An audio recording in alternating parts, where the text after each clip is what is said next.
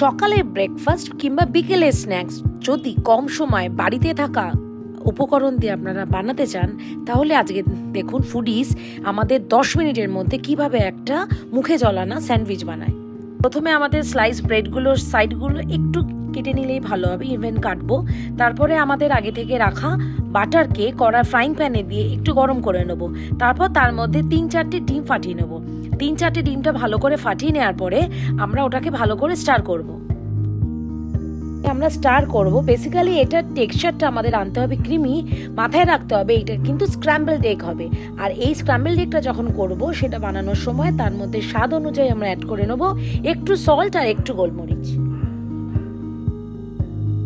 Scrambled এগটা আমরা একটা বোলে রেখেছি। এরপরে ফ্রাইং প্যানে যে অবশিষ্ট বাটারটা পড়ে থাকবে সেই বাটারের ওপরেই আমরা আগে থেকে পিস করে রাখা ব্রেডগুলোকে একটু হালকা সেঁকে নেব।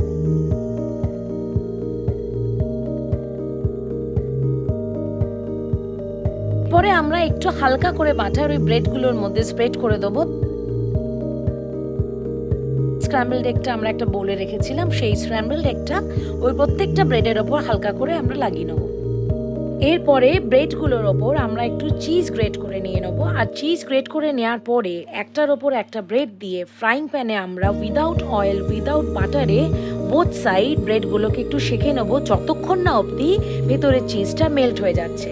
এরপর ভালো করে বোথ সাইড শেখা হয়ে গেলে আমরা ব্যাস স্যান্ডউইচ ডান। আমরা এবার আমাদের ইচ্ছা মতো কেউ ওয়েফার্স দিয়ে খেতে পারেন, কেউ সস দিয়ে খেতে পারেন, যেমন ইচ্ছা খেয়ে আমাদের স্যান্ডউইচ রেডি। ভিডিওটা যদি আপনাদের সত্যিকারে ভালো লেগে থাকে তাহলে ভিডিওটার জন্য করুন প্রচুর সাবস্ক্রাইব, প্রচুর শেয়ার অ্যান্ড সাথে লাইকও। আর এই ভিডিওটার মতো আরও যদি আপনারা কম সময় ভালো ভালো চটজলদি স্ন্যাক্স পেতে থাকেন তাহলে please stay tuned with foodies.